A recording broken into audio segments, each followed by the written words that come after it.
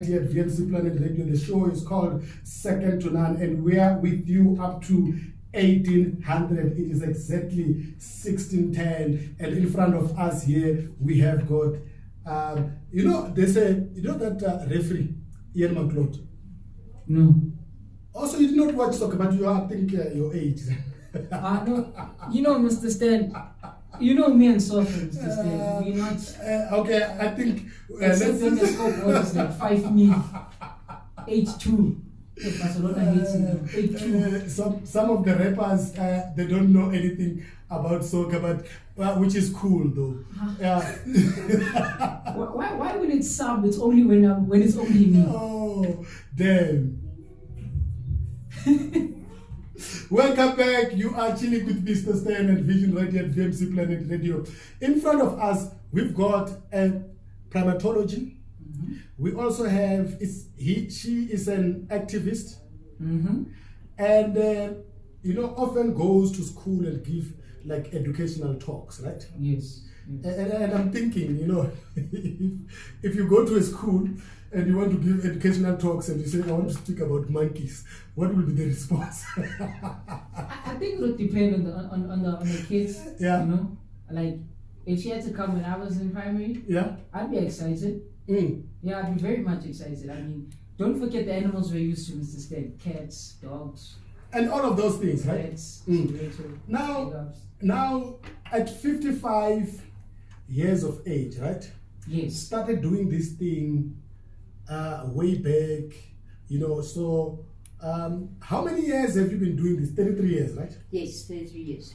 Now, Wayne, welcome to VMC Planet Radio. Thank you for having me. No, that's nice. Did you hear that voice? The sound of confidence. It looks like a soldier. But then that's what I told you. The confidence today. It's on another level, right? Confidence today. And you see that seat, right? Looks like a director of some movie. And okay, no, they were helping us with the camera at first, so yeah, it's in conjunction with what happened. All right. So Wayne, this is VMC Planet Radio. Yes. And we've never had anybody that is into your line of work. Right. You are a humanitarian as well. Yes. And then you are a founder of the World of Primate Sanctuary. That's right. How did all of this came about? Oh, that's a nice long story. It started back actually when I went to the Kruger National Park with my mom, and I just had this interest with the baboons and the vervet monkeys and the bush babies there. So initially it started there, that really loving them as one of my favorite animals. And then I went through solo to the Amazon jungle. Didn't book anything except for my flights. Fell into sinking sand. I slept on a hammock. When I woke up, there was this little monkey curled up right on my stomach. And that time you were 21 years of age. That's right. Okay. Yes. And I didn't want to move. I didn't want to budge. I didn't want to breathe. Eventually, I had to, and then and then I jumped up and ran away. I think I got a hell of a fright, actually, to be honest with you. And the monkey did too. But I don't know. It was just seeking my warmth or something like that, And I thought this is amazing. And I just sat there observing this squirrel monkey. It's a squirrel monkey because you get different kinds of monkeys in the Amazon jungle in Brazil. So you get a lot of different kinds. Then I thought, oh, but this is so cute. I want to get one. Okay, all that thought. I want us to go to a point where what prompted you to go there. Then we'll speak about the different types of monkeys. Okay, what prompted me was adventure. Oh, okay. I wanted to just be adventurous. I wanted to walk in that jungle. I didn't really care at that stage about big spiders and snakes and anacondas or any of those kind of snakes. I didn't worry about it. I just wanted to get into the jungle. And just have fun. And just have fun. If I fall off, you know why I'm laughing? we were talking about snakes, right? And then she says to the couple, you know, like my first thing, if they had to say going to the Amazon, I'd be like, I'll meet you in the city. Oh, okay. No, I'll go if you have, Wayne with us now, because then she knows how the snakes How to, and then we also have a snake handler as well. Okay, so you can go on, Wayne, and then what happened then afterwards? Then afterwards, eventually I got back to South Africa after falling into the sinking sand, and the Caboclo, which is the Indians that are there, that guy had to take a stick and pull me out of the sinking sand. So I lost my shoes and everything, and then we had to wait for, but the mud is so thick, but yet it looks like grass. You never think that you can go down so fast. It looks just like grass. And next minute I was down up to my knees. That was a big problem, and of course I panicked. That's why I lost my shoes, and underneath was a branch, and it got me right in the middle of my foot, so bad. They said I must actually fly back to Rio de Janeiro to the hospital and have stitches. I said, I'm not going to fly. Then I must go into the dugout boat from there, and then fly to Manaus. Then from Manaus to Rio, and oh no, that's too much waste of time. I said, in any case, you guys are the Amazonas. There's all the medicine here, so you can treat me here. Oh yes. So they did. There's no anesthetic or anything like that. They didn't use that. They actually just went deep in. It was very, very sore. I wanted to ask how painful would that be? Very sore, I tell you what. And even when I came back to South Africa, I was still limping, and the stick was still coming. Pieces of the stick were still coming out of my foot. Okay. Yeah, so it took a very long time to heal, that's for sure. Okay, then you came back to South Africa. So what happened after you came back? When I came back, at first I decided, I want that monkey. Oh, the one that's on your chest, I want on that your monkey. belly. You're like, no, I'm not letting it go. I want that monkey back. So I went to a pet shop, and I found this pet shop. In those days, there were a lot of pet shops selling monkeys, all kinds of monkeys, but not South African monkeys, exotic monkeys. Okay. You're not allowed to have South African monkeys. You're not allowed to keep them as pets. It's part of the law. But you're allowed to have exotics. Certain kinds, at least they're not on the CITES one list. I think she must tell us about the different kinds of monkeys and which ones are exotic and which ones are not. Yeah, which one? I want to buy one for Mr. Stan. Well, Mr. Stanley won't have any ears left. Exactly, yes.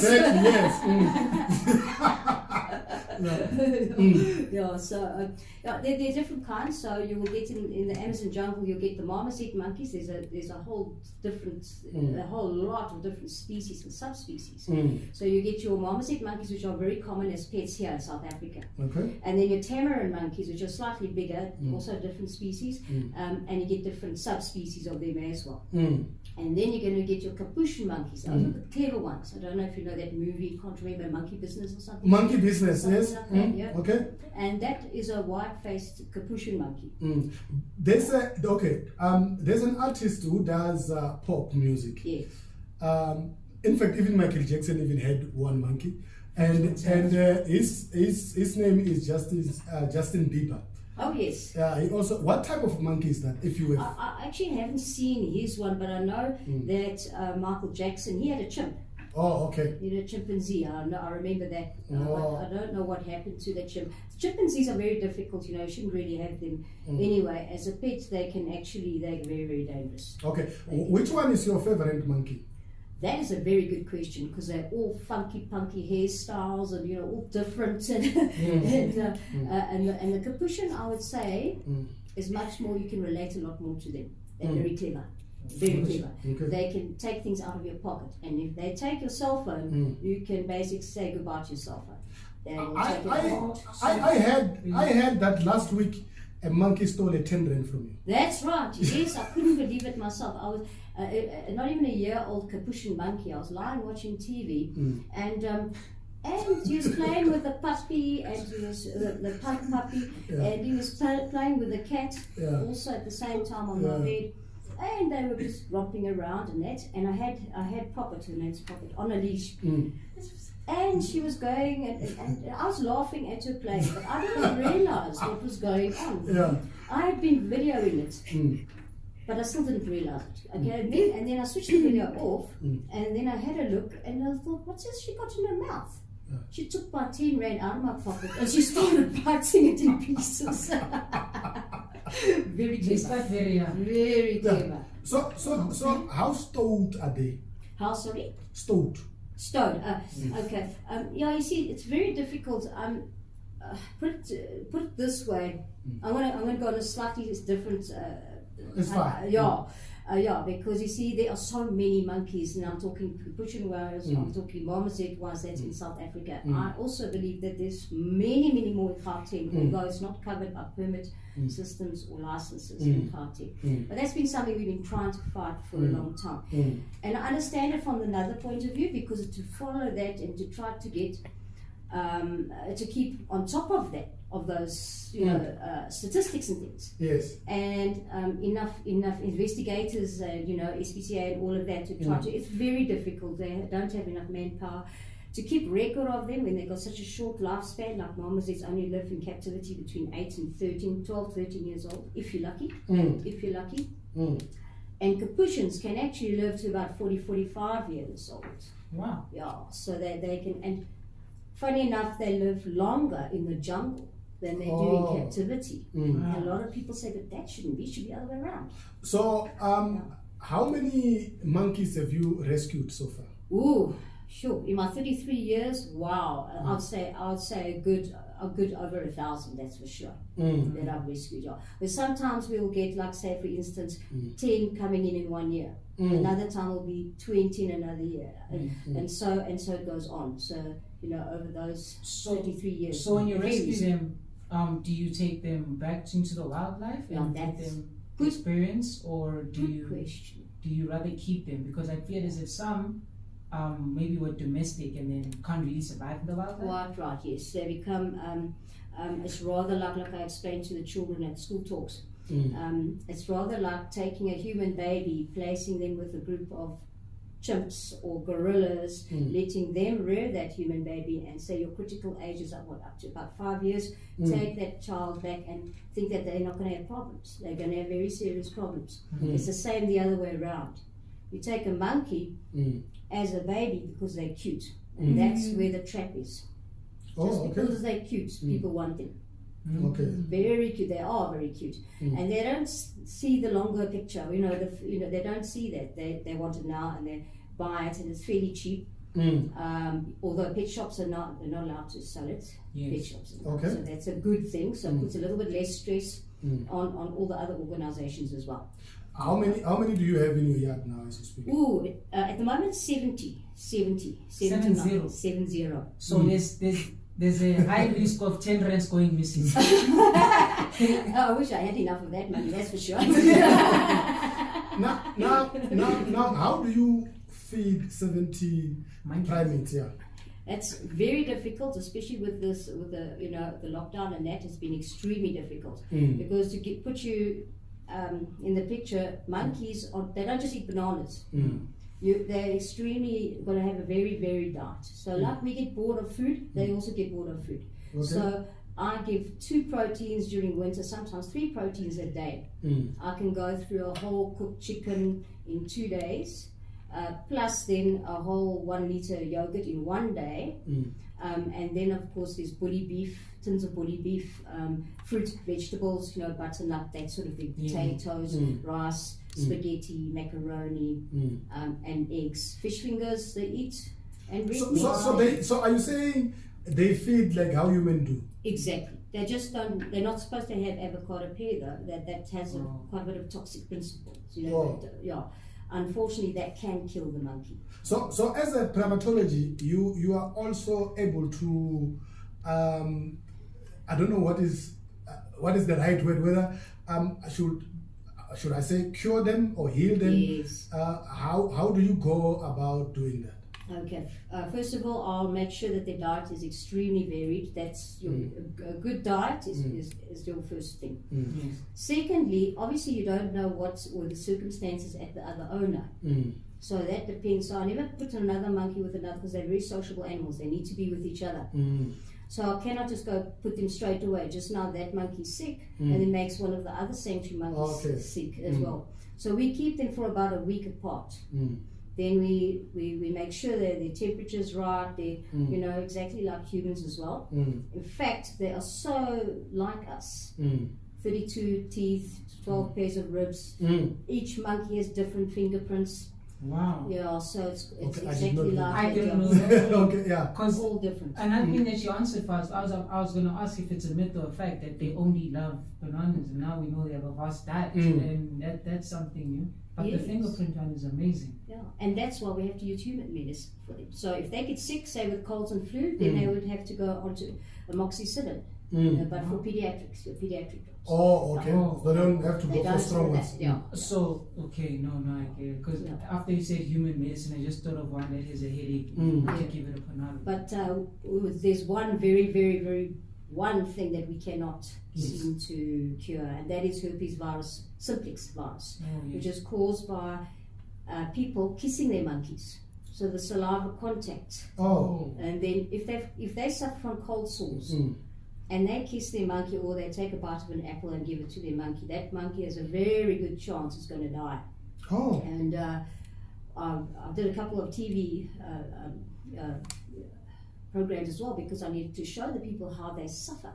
They suffer tragically. They actually have like convulsions and fits, and the hair goes back, and froth at the mouth, and all sorts of things. No medicine. I know you were at Carte Blanche, you were at CakeNet, and then you were on that other, I can't remember. Footprints. Footprint, yes. CakeNet TV, Footprints, and each channel on and doing that. So how many of you primatologists you know of here in South Africa? No one. When I say no one, what primatology actually means is that you study over 15 years full time. Now there are one lady did pass away.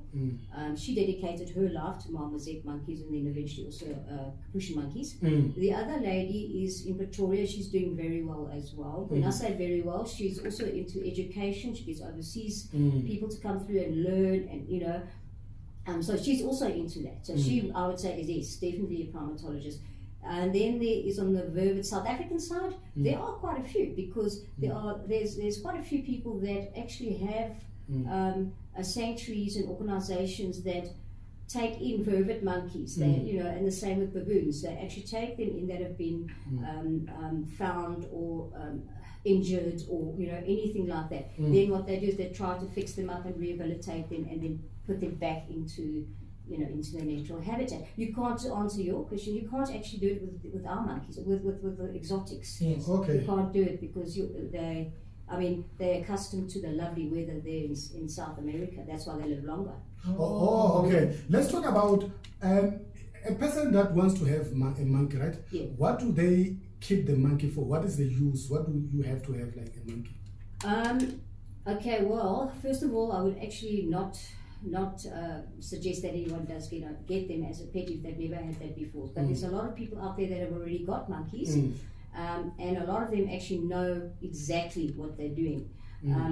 And they, you know, they know all the ins and outs, and they've been in it for a very long time, so that's fine. But then to go and say for a child to get a monkey, absolutely no way. Okay. I would say no, not suggested at all, because when they grow up, it's cute when they're small. When they become sexually mature, their everything changes. So they become highly aggressive, and that's why I told you about the ears. They love to go for the ears because it's nice and small. Then they'll hang on, and they'll bite, and you'll have a free ear piercing. Okay. Okay. But what are the most serious problems that you currently are facing? At the moment, there are two health issues that's happening, and that's the herpes virus, which there's quite a few monkeys that are dying. And it's sad because we need to educate more people to prevent this from happening. The second thing is also people shouldn't have them as single pets. They're very sociable. They love to groom each other. They love to interact. So it's not really, you know, a lot of people will get them for their own satisfaction, not really for the monkey's well-being. Do we have here in South Africa an agency that is actually breeding these guys? Yes, I do think so. I think so. I think it's going to get a little bit out of hand because of the fact that, say, for instance, you can have a pair of marmosets. Their gestation period is every 5 months, so they can actually breed up to sometimes 1 baby, 2 babies, sometimes 3 babies at one time. Okay. And then you end up having to hand rear the one because obviously it's only 2 teats. A lot of the time you have to hand rear. So you got to feed that baby, sterilize the milk just like a human baby, and feed every 2 hours, day and night for quite a few weeks, that's for sure. And then you stretch the time to about every 3 hours. Yeah. Now that the schools are closed, right? How are you surviving without going to maybe to do schoolwork? Very difficult, because we will have some owners that have donated their monkey through, they've signed a form and everything, and then we ask them, can you please bring us some food every month and that, or make a small donation, whatever is up to you. So that has stopped. That's come to basically, you know, it's very, very difficult, because obviously people have been really feeling it, and you know, it's difficult for them. Obviously, the monkeys, the animals are going to suffer, not just the primates, but I think any animal industry, or organization or sanctuary, or they're all suffering right now, that's for sure. So people, yes, people as well, but nobody wants to look after the animals. Now I guess feeding these monkeys will be very tough for you. I mean, feeding 70 monkeys, and if they are fed like humans, it basically, for me, I think it is actually hard. So how are you getting by? That's also very difficult. You can put an estimation of about 300 to 350 rand per monkey to feed. A month? A month. Okay. Each monkey is Each month, yeah. So about between 300 and 350 rand per monkey, times that by 70 per month. It's a lot of money. It's a lot of money. Calculation. And so we have to ask people, the public mainly, for help. Companies, food companies, anybody. They can come to the sanctuary, they can bring food if they want, they can phone us, and then they can make a small donation, come and visit us if you want. So don't some people have the stereotype of, since you have monkeys, and yes, you might be asking for donations, but the whole stereotype of, no, monkeys come with voodoo or witchcraft or black some people actually do think that. And I think that's more located around South Africa, and that I think it's a little bit of a misconception, but I think the older generation definitely would think that. But actually, I must be honest and say, when I do my school talks, the kids go crazy. They love it. Yes, they absolutely love it. And I thought exactly that. I thought that maybe there's going to be a problem. So they'll be scared, but they're not. Do you allow these kids to play with those monkeys? No, they're not allowed to play with them. So, but what I do is I'll take a few monkeys, like a capuchin monkey and a marmoset, and I'll give them a 30-minute talk, and then I'll walk around to the children, and they're not allowed to touch. Then they can touch, like say for instance, the baby capuchin's tail. Yes. They'll obviously wash their hands, blah blah, and they can touch the tails to feel what the monkey feels like. But not the marmosets, because they're very cheeky. So, have you ever had something, maybe you taking the monkeys out and you're having a talk, and as you're saying, they're touching and whatnot, and it just starts to be aggressive as you're busy?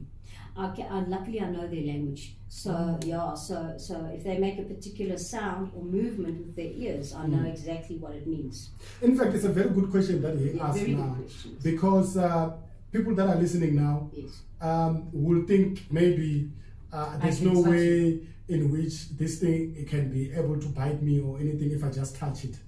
Oh yes, they can. They can. But I mean, but if I'm giving a talk, it's always on a leash or in my hands, and then if I still watch and I listen to that behavior. Plus, I don't go very close, except the capuchin monkey. Then I'll take the right capuchin monkey, because there are ones that actually they become a little bit lost. They don't actually have their fear anymore. So then they want to, then they sit on my shoulder, and then I try and jump on somebody. Okay, which ones are more aggressive? Wow, actually, all monkeys are actually still wild animals, so they're all aggressive. And if they've lost their fear and they've been reared from a little baby, then they're more humanized. So some people say, oh, then they're wild. No, they're not wild. Wild is in the jungle. Those are wild. So They're scared of you. Are they able to recognize people? Yes, that's also a very interesting question. Most people don't ask me that. But say, for instance, an owner will come after 6 months to look at their monkey. They know their monkey's name. We keep all the names. Still stays the same. Stays the same. Yeah.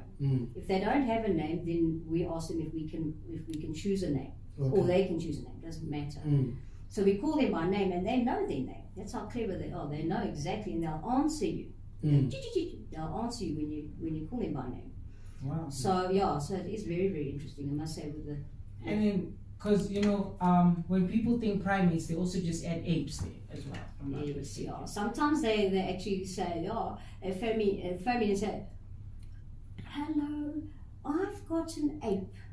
I say, "An ape?" No, obviously there's a difference between monkeys and apes. And so I'll say, what do you mean? What do you mean? How big is it? How, and then only to discover it's just a marmoset. It was a marmoset, not an ape. So I think, yes, they don't quite know the difference. So what is the simple difference between an ape and a monkey? Monkeys have got tails, whereas apes don't. They don't have tails. Also the size of them as well. And then there's a little like a separation on the nose when it comes to the monkeys. So there's a difference in that as well. So those are your main criteria in the differentiation. But of course the tail is the most, is the easiest, and the size. You're still chilling with Mr. Stan, and Vision here at VMC Planet Radio is exactly 1636, and we are with Wayne Macleod. She is a primatology who is also an author. Now, you've got a book. Yes. Now, this book speaks about all of these primates. Yes. That's right. How much and how do the people get hold of that book? They can phone me. They can phone me on my number, also on Facebook, or they can Google World Primate Sanctuary. Then they'll pick up on Facebook as well as our websites and things, and then they can actually purchase it from the sanctuary itself. Either we can post it, or else they can come to the sanctuary and get it as well. I think you can give your number on edge. Maybe someone can write it out there. That will be super. Yes, that will be super. My number is 084 597 4044. So it's 084 597 4044. So it's what is it's the 074? Yes, yeah, 074 597 4044.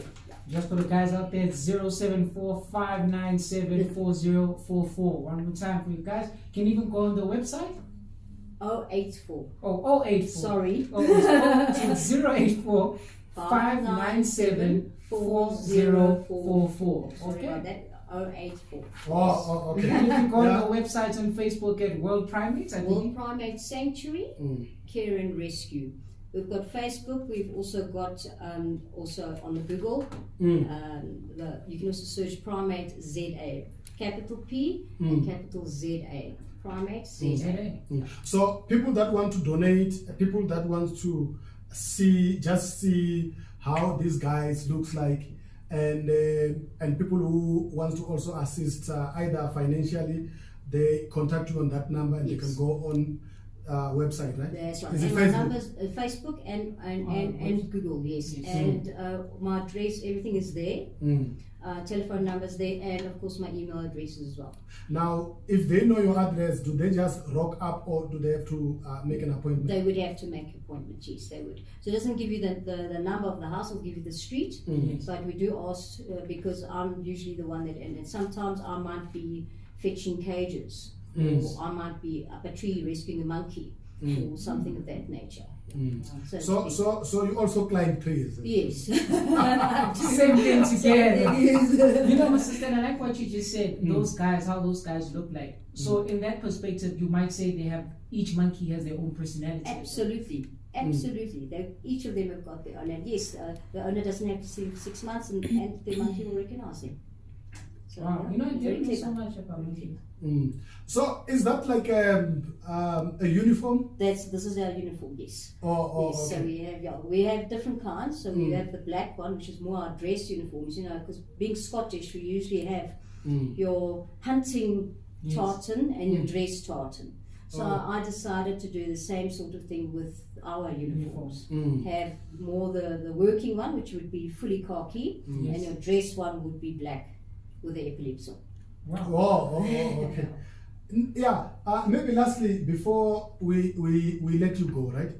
Now, and I want to go back to the monkey business. It's just that it's funny to say like monkey business. So in your area where you live, Yes.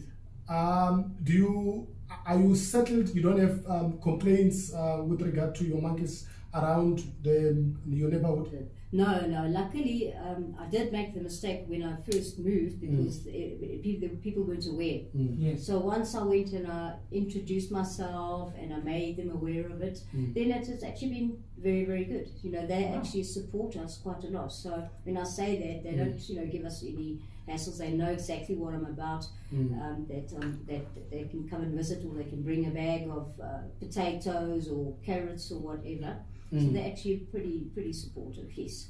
No, that's very good. You know, it was lovely talking to you. It looks like we can sit here and because I never thought I would have a conversation that will last more than 5 minutes about monkeys. the things I know about monkeys or apes or primates, the longest stuff I've had is like, you know, movies. Oh yes. Like King Kong, Tarzan. I love the animal now. But you see where I come from. I mean, they live amongst us. There's quite a lot of monkeys, but we don't have a lot of interactions with them. Yes. They go and stay in the bush. They only come you know, to the village, either to come and steal food. Oh, that they will do. I was worried there, Mr. Stan, when you just say, see where I come from. I thought you were going to bring it back. No. I have one next to me. I'll be like, okay, Mr. Stan. So okay. So they are known for that. They will come and They are. I think for them, they don't think they are stealing food. Yes, for them it's survival. It's Yeah, survival. And if you're going to get something for free, they'll take it. So they might be lazy to go and, you know, forage for themselves. If they know where I mean, it's easy to smell a banana from quite far away, actually.